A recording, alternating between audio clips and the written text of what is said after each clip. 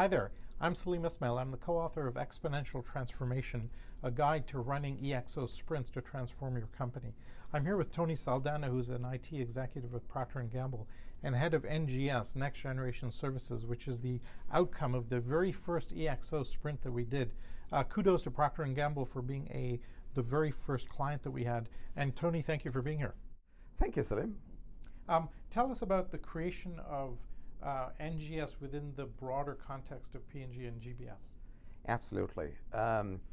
Procter & Gamble, as you know, very large company, $65 billion, 75 countries. And within Procter & Gamble, we run all of the operations through an organization which is called Global Business Services, which is a combination of shared services and IT put together, about $2.5 billion.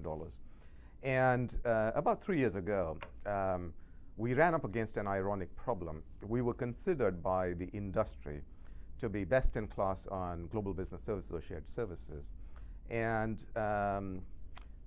the ironic problem was when you're best in class and you want to improve further, what do you do next? And that's when you and I met and we decided, hey, it was possible to disrupt a best in class operation. I remember hearing you comment that because of the way IT is so strategic that the business units are wanting to pull it back into themselves, leaving shared services globally, which P&G has been a leader of from the beginning of time, in an interesting position. And was that part of the rationale?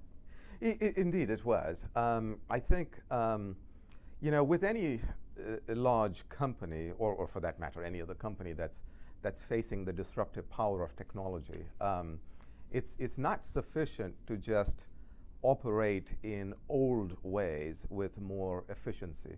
You have to find a way to create new disruptive business models. And both the IT as well as the shared services organization, and it was all part of one organization, needs to play a critical role to actually help the company create new business models. Well, as the first adopter of the EXO sprint, first of all, I want to thank you. Secondly, I wanted to kind of drill in and talk about how did you find the process? Right? So we did the opening awake session to bring all of the senior leadership. Do you remember that, and do you remember what the feedback and outcome of that was? I do. I don't know if you remember, but we had our IT leadership team come over to hear you speak at Singularity University, and I have to say that coming out of the session, we were completely mind blown, if that's even a term. Pictures such as the green cat that glows in the dark, or the fact that you could actually have the entire computing capacity of a human brain available for $1,000 in the next few years. I mean, that was an awakening call. And so we walked out of that really feeling like this isn't our father's company anymore. We have got to find a way to actually take this to the next level. And then we started into the 10-week process, right, yes, which is what the EXO sprint comprises. What were the groups that were created out of that? So coming out of that awake session, it was very clear that we actually had to create an edge organization to disrupt Procter & Gamble's global business services, or the back offices, right? And so what we did was actually create an open ecosystem which included hand-picked people from each of the parts of our shared services operations, so the financial shared services, marketing shared services, supply chain shared services. And then we brought together 7 of the largest IT companies that worked along with us, and then a whole bunch of venture capitalists and startup companies to essentially create that open ecosystem. And then we decided what we were going to be was a little bit like the Google X model. So we were going to be running on projects. We were going to be a portfolio of those projects. And each of those projects would have to be a 10x idea to disrupt the way internal operations are run, whether it is how do you run payroll, how do you run supply chain, how do you run marketing campaigns. We were going to be that disruptive innovation organization. And remind me what the metric was for what you consider success in a payroll project or a new way of doing T&E, for example. Yes. Because our goal was 10x, we would take on a project only if we actually literally found a way to do 10x or one of three things. 10x either on the cost of the operation. So if payroll costs Procter & Gamble globally, let's say, make it up, $10 million, 10x would be I can do exactly the same thing at $1 million.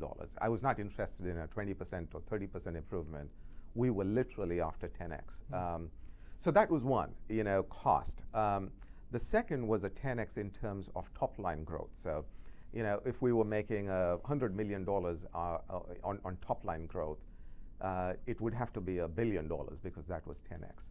And then the third metric of 10x was essentially user satisfaction. So if we had, a service, the way people saw, customer service at call centers, and if we were to essentially drive a 10 times improvement on that, that would be success.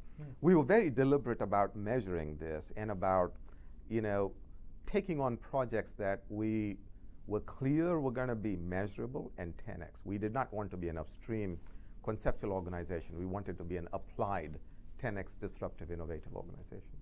And before we get to whether the results were, remind us of the massive transformative purpose, because I was incredibly engaged by that. You were, to give credit where credit's due, part of the session when we actually came up with that, as you will recall.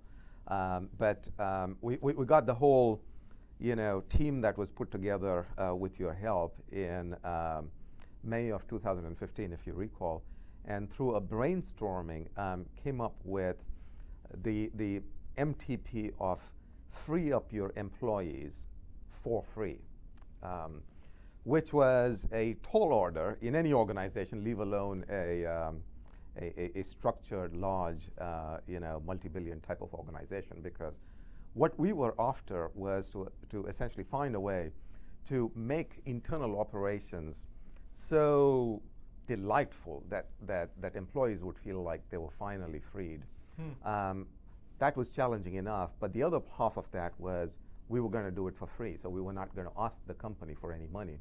We would have to live by our ingenuity. We would have to come up with those ideas that were big enough that would actually get money from the ecosystem, which NGS included, of IT partners and or external partners who would actually put in the money to actually create products that could be taken outside of P&G and sold as well.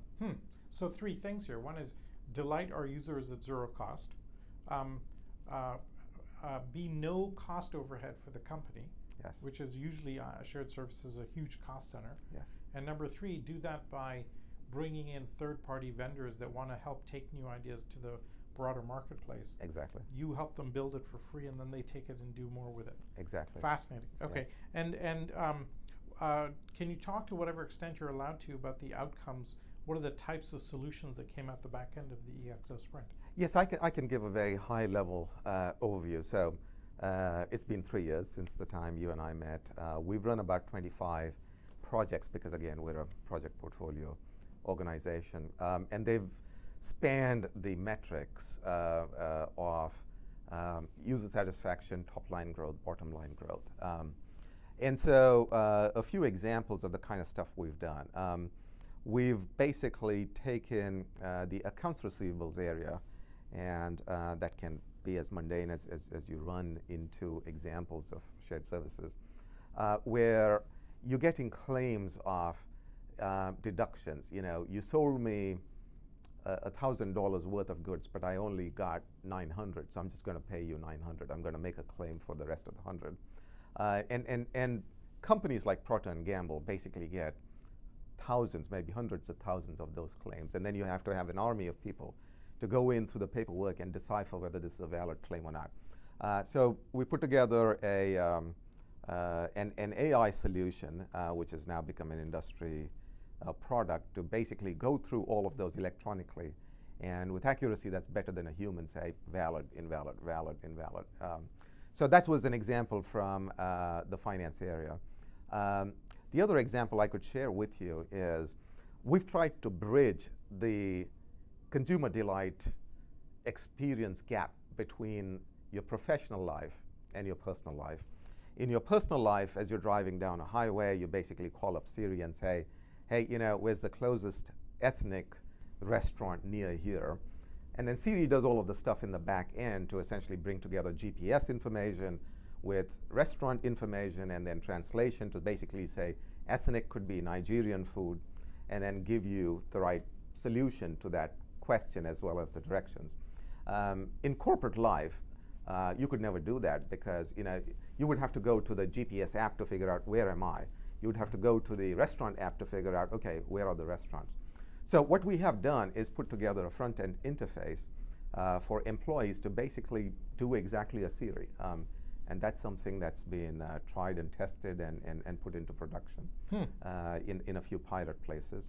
Another example of the kind of stuff that we're working on, again from the call centers area, is across countries as you're getting in calls from consumers who've looked at the 1-800 number at the back of your product and are basically saying, hey Salim, can you tell me whether chemical XYZ is part of the shampoo, or what is the material for the paper in this diaper and where was it sourced, which is a tall order for any one consumer call center agent to deal with.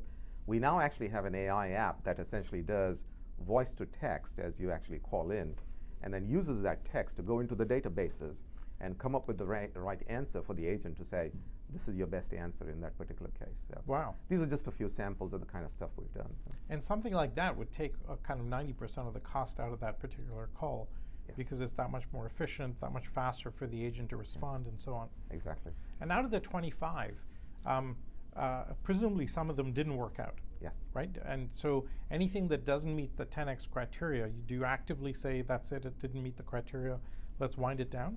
Yes, we actually do, and that's a very good point. To create something like this, you have to be okay with a lot of failure. And so what we did was essentially design the organization to be, a venture capitalist type of reward system, which is, it's a portfolio of many ideas that will right, give you some dollar value at the end of that. And I do have dollar value targets that I chase every year. And maybe 90% of those will turn out to be not very productive, but the 10% will actually more than make up for the whole portfolio. And that's exactly what we do. We have a formula which we call 10-5-4-1. For every 10 projects that I take on, we actually kill 5 of them because they're too slow or they're viable, but the core organization is going to take too long to kind of go do something with it. Of the remaining 5, 4 of them might turn out to be a 2x or a 5x, not a 10x. And then the 1 or the 10% will turn out to be the 10x. But the portfolio effect of all of that is really what we're after. So 2 questions. If you took the biggest success out of it, out of the work that's out of the 25 projects, and you don't have to name what it is or what it did, but what would be the commercial value to the business of the biggest success? So by definition, we have not just a 10x criteria, but we also have a minimum dollar value criteria. I mean, unless it's client satisfaction or customer satisfaction. We're not interested in any projects that are below 50 million or or thereabouts. Yeah. So the bigger ones obviously are north of that figure. Okay. And if you had to put a number on the biggest kind of success, how much value do you think it's created for Procter & Gamble, just anecdotally off the top of your back of an envelope? I can't get into the specifics, but okay, I think some of the ideas that we have in pilots, I mean, they would certainly kind of get into 2x, 3x the ranges that of the minimum that I talked about. Okay. And so 25 of those adds up to, even on the 5-4-3-2-1 ratio, adds up to quite a considerable value creation. Yes. Now, 25 of those, you'd subject them to, these were the ones that actually we did not kill. So, yep. So those are the ones that are left. So they would include, okay, the 2x ideas and the 3x ideas. So okay, not necessarily just the 10x ideas. But I think to your broader point, absolutely. I mean, the whole reason why we created this organization is because for any organization today, the ability to take your IT and shared services organization and use that to transform the way the company is run is a very, very big opportunity. And I think this is something that companies are waking up to and are eager to do more of these kind of efforts. So. Because traditional shared services, you're basically saying, hey, here's a cost center, we need to spend X amount per person to provision them with IT or run payroll. And you're saying, okay, we can actually transform this to transform how the company does business and actually make money off those ideas. That's exactly right. And that's really the big strategic thought behind all of this. Most companies traditionally run shared services as a cost optimization effort, right? Yeah. So if it takes you $10 to manage a call, can you do it for $8 or $7 or maybe even $5? But the bigger play there is, if a consumer is calling in to complain about a leaky diaper, could you turn that around to basically delight the consumer to the point that you could actually, get them so delighted they want to buy your shampoo or they want to buy something else. And so that's the power of essentially looking at shared services and IT not just as a cost center, right, but essentially as part of the business model of the company. So what, in running the EXO sprint, what did you consider the most valuable outcomes of it? I think there were a couple. Firstly, I have to say, before the sprint, the awake session is absolutely critical to get the entire organization rallied behind trying to do something very, very different. At the risk of embarrassing you, I think you did a fantastic job in the leadership team there. No embarrassment there. You can repeat that many times over. That's totally okay. You can pay me later, yes.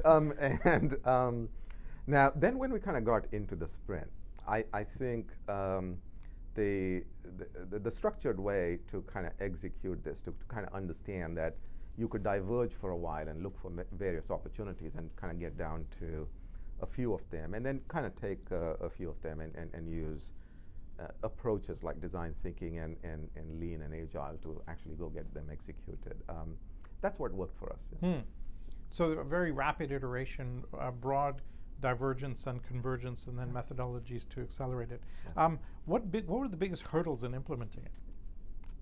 I think there were a few hurdles, and there were a lot of missteps and a lot of things that we learned along the way. Suffice to say, what I thought I was going to do on day one on the job is nowhere near where we are. We're definitely exceeded expectations on the broader goals, but how I thought I was going to execute it, like an Elon Musk or a Jeff Bezos who basically makes stuff up and everybody else does it, is not what happens in real life, unfortunately for me. But I think the biggest hurdles were, trying to design a true edge organization within a very large company, because coming to the realization that you and some of the network of ExoWorks, like John Hagel and others, really helped us there, which is to understand that you will run into headwinds. And that's not because people are ill-intentioned, it's because the company pays them to drive stability into the organization. And your job as the edge organization isn't to fight them, it's to basically bring them along. And then how do you go about bringing them along? I think was one of the biggest realizations and one of the biggest changes that we made in our methodology of who to include, at what stages, when do we actually keep them away, when do we bring them in? Right. I do remember what I consider was one of my most important contributions was, I think on the second or third cycle, you were looking at, okay, here's our communications plan to tell the whole company about this. I was like, no, slow it down, bring in specific people on a need-to-know basis. Yes, if you open up the aperture too wide, which is the problem I had at Brickhouse, you become a target, because the company goes, look at all the cool stuff we're doing over here, and all of a sudden you've got a target painted on your back. That's exactly right. I think that's a very, very key insight. Basically what you're saying is the EXO sprint overachieved the expectations in terms of disruptive ideas that made a material difference to the company. That is absolutely true. I think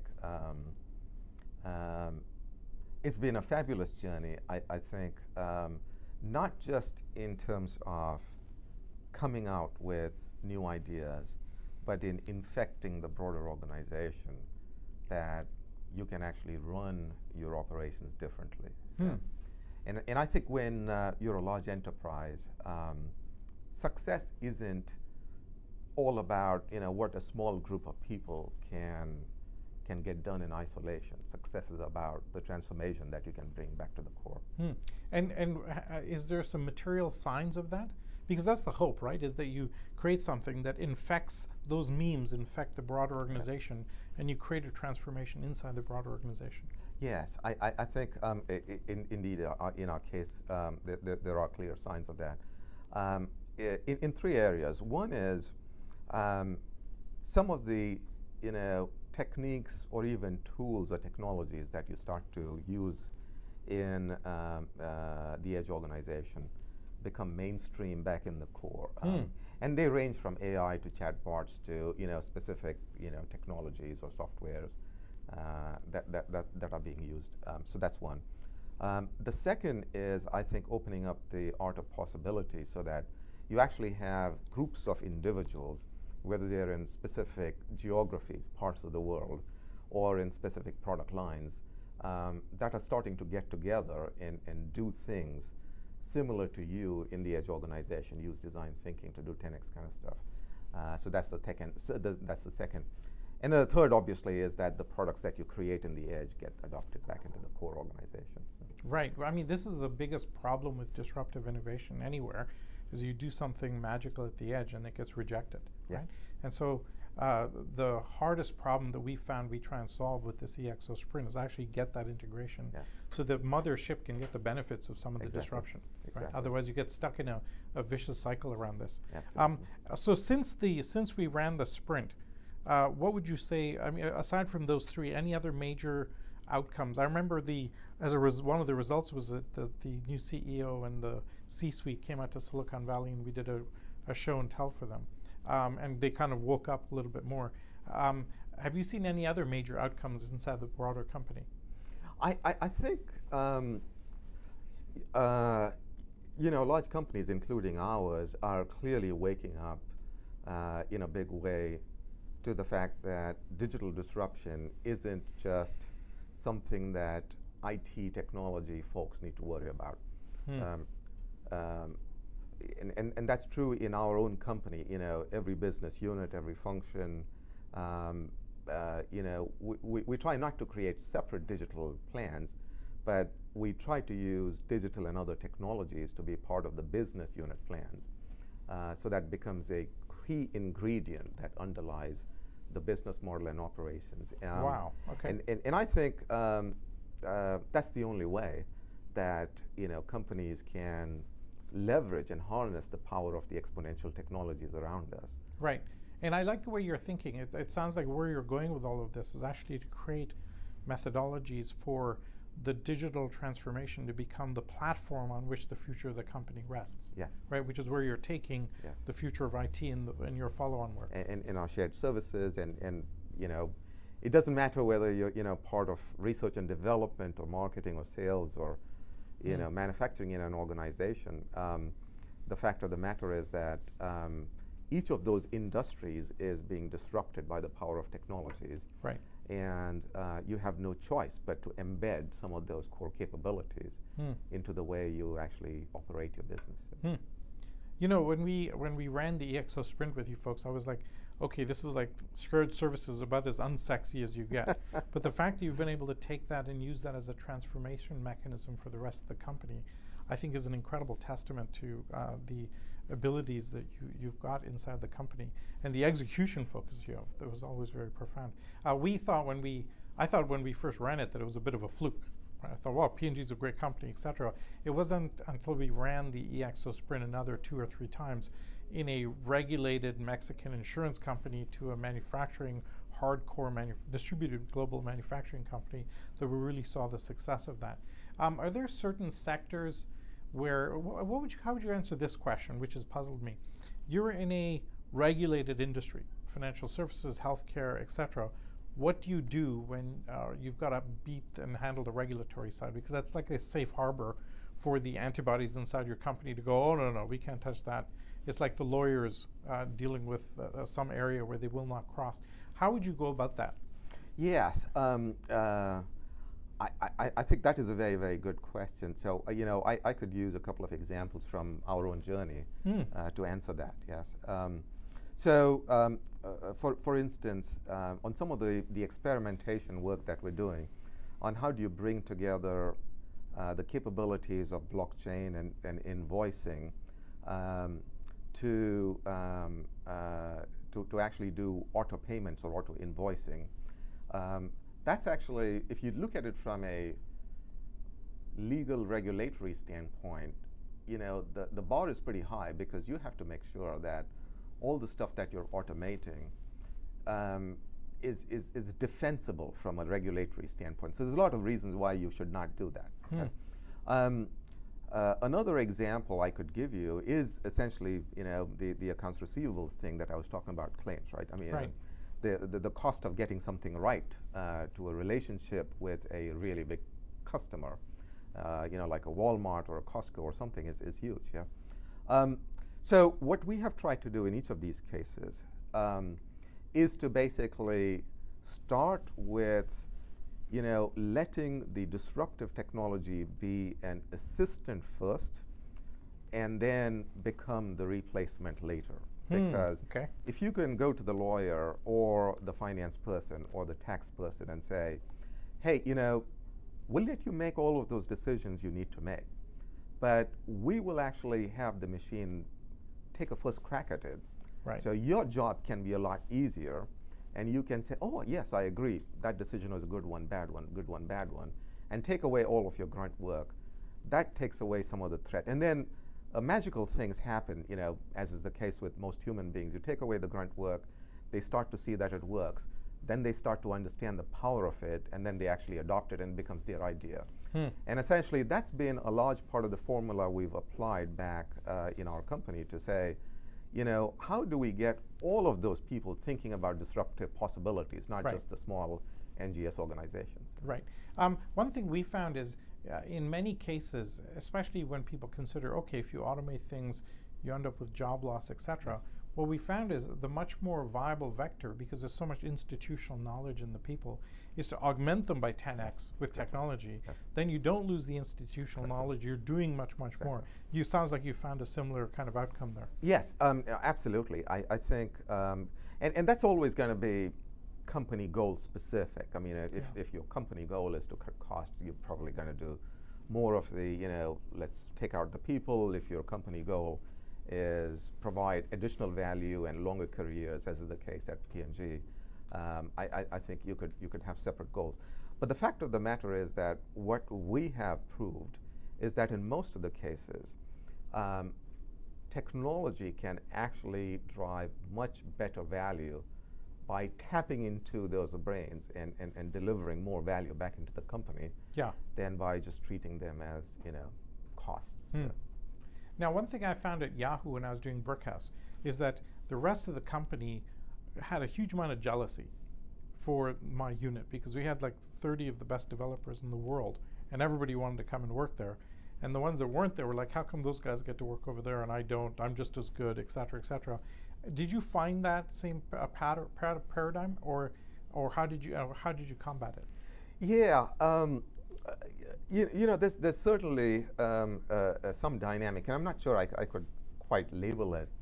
But the fact of the matter is that, yes, you do have an isolated unit that seems to be doing quote-unquote cool stuff.